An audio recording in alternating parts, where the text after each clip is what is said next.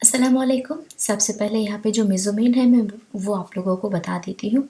यहाँ पे मेरी फैब्रिक जो है वो तकरीबन 2 गज की लगी है, यानी कि वो 2 मीटर्स का हमने लिए है।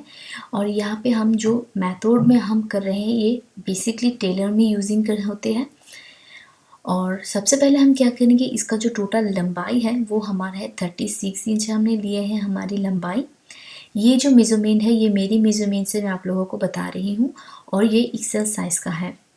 वेस्ट के लिए हमने लिया है 36 इंचेस। यहाँ पे हम 4 इंच लेंगे लूजिंग के लिए, तो हो गई है टोटल 40 इंचेस। और जो क्रॉस एरिया है वो हमने लिया है यहाँ पे 11 inches, 2 inches extra for stitching के लिए। सो यहाँ पे हो गई 13 इंच।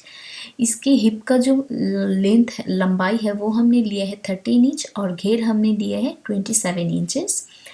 19 इंच हमने लिए हैं हमारी जो इस हिप से नीचे का जो पोर्शन है वो, और इसकी चौड़ाई हमने लिया है 11 इंच और नीचे का जो अंकर का मेज़रमेंट है वो हमने लिया है 4 इंचेस। यहाँ पे जो मेज़रमेंट मैंने आप लोगों को बताया है लूजिंग के लिए वो आप लोगों को 4 से डिवाइड करना होगा। और यहाँ पे हम 5 इंच ले रहे हैं क्योंकि ये चूड़ीदार सलवार है। सो यहाँ पे 5 इंच हम लेंगे जो हमारी एक्स्ट्रा। अगर आप चाहो तो इससे ज़्यादा भी ले सकते हो। सबसे पहले हमें क्या करेंगे, ये जो फैब्रिक है इस तरह से रख के हमें ट्रायंगल करके इसको फोल्ड करना है। बेसिकली जो ये जो चूड़ीदार सलवार है 3 वे पे हम लोग कर सकते हैं। पहले मैंने ये एक वीडियो दिया था, उस तरह से हमने एक 1 है, ये है सेकेंड, उसके बाद मैं थर्ड वाला भी आप लोगों के साथ शेयर करूँगी। तो यहाँ पे हमने इस तरह से ये जो फैब्रिक है इसको ट्रायंगल करके लिए हैं। तो यहाँ से ये जो कोना है हम 13 इंच पे पहले स्टिच मार्क करेंगे, जो हमारी क्रॉच की लंबाई होगी, यानी कि हिप का जो लंबाई है वो यहाँ पे हम मार्क कर लिए हैं। और ऊपर से हम 19 इंच नीचे जाएंगे, जो हमारी हिप की जो पोर्शन है नीचे का वो हम लेंगे। तो यहाँ पे हमने लिया है 19 इंच और यहाँ पे हम मार्क कर देंगे।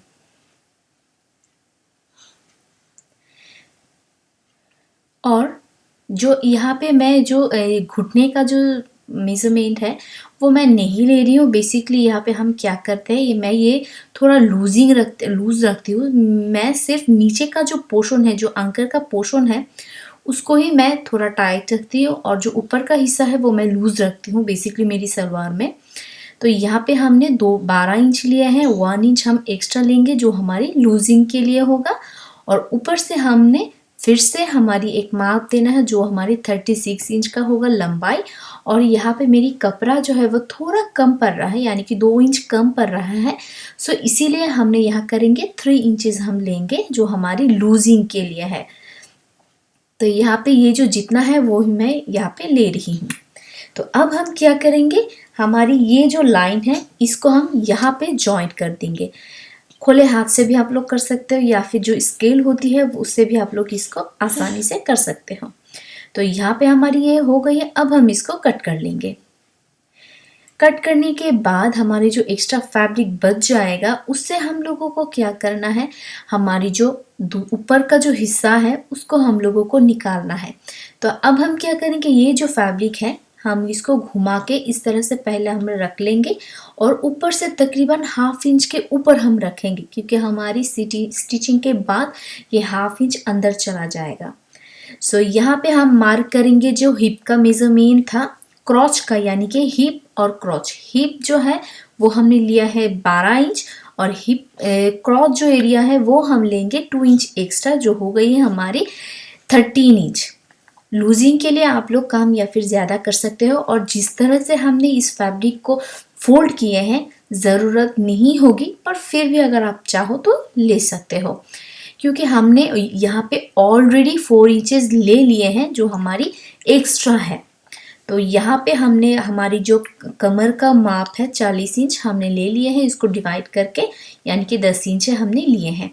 ये हमारी कटिंग हो गई है। अब हम क्या करेंगे, इसको स्टिचिंग का तरीका आप लोगों को बताएंगे। स्टिचिंग का तरीका बहुत ही सिंपल है और बहुत ही आसान है।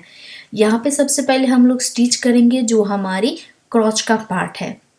तो इसको इस तरह से हम रखेंगे। रखने के बाद यहाँ पे हम लोग स्टिच कर देंगे। जब ये स्टिच हो जाए उसके बाद हमारी जो अंकर का शेप है, नीचे का पैंट की जो नीचे का शेप है, उसको हम लोगों को क्या करना है, 2 बार हम लोगों को यहाँ पे फोल्ड करना है। करने के बाद यहाँ पे 2 स्टिच हम लोगों को देना है। बहुत ही सिंपल और बहुत ही आसान है इस सलवार को तैयार करना। अगर मेरी ये वीडियो में प्रोसेस जो है वो अगर आप लोग फॉलो करते हो तो इंशाल्लाह आप लोग इजीली इसको कर पाओगे। तो अब हम क्या करेंगे, ये जो लाइन है यहाँ पे हम 2 स्टिच दे देंगे। देने के बाद जहाँ पे हमने हमारी दाग दिए थे, जो हमारी 36 का लंबाई है, तो ये है हमारा वो मार्क। तो यहाँ से हम 2 इंच थोड़ा ऊपर जाएंगे, यहाँ से लेकर दूसरी पैर पे हम लोग स्टिच कर देंगे। करने के बाद ये जो एक्स्ट्रा जो पीसेस है वो हम लोग स्टिचिंग नहीं करेंगे, क्योंकि वो पार्ट हमें बॉटम्स या फिर हुक्स जो होती है वो हम लोगों को लगाना होगा। तो यहाँ पे मैं स्टिचिंग कर रही हूँ। स्टिचिंग करने के बाद हमारी जो कामीज में जो हमने साइड में जो ओपन वाला हिस्सा है, जिस तरह से हम लोग स्टिचिंग करते हैं, ठीक वैसे ही हम लोगों को इस पार्ट को भी हम लोगों को स्टिच करना है। सबसे पहले यहाँ पे छोटे छोटे करके 2 फोल्ड देना है। देने के बाद यहाँ पे हम लोगों को इसको स्टिच कर देना है, 2 स्टिच। आप लोग थोड़ा ध्यान से देखो तो आप लोगों को समझ में आएगा। जब ये कंप्लीट हो जाए हम लोगों को क्या करना है, 2 होल्स बॉटम्स या फिर हुक जो होती है वो हम लगा लेंगे। और जो हमारी सलवार का ऊपर का पार्ट है, जो इलास्टिक का पार्ट है, वो हम 2 बार फोल्ड करके वहाँ पे इलास्टिक लगा देंगे, या फिर डोरी भी आप लोग लगा सकते हो। तो यहाँ पे इसी तरह से मेरी ये जो सलवार है ये तैयार हो गई है। बहुत ही सिंपल और बहुत ही आसान तरीके से मैंने आप लोगों को दिखाया।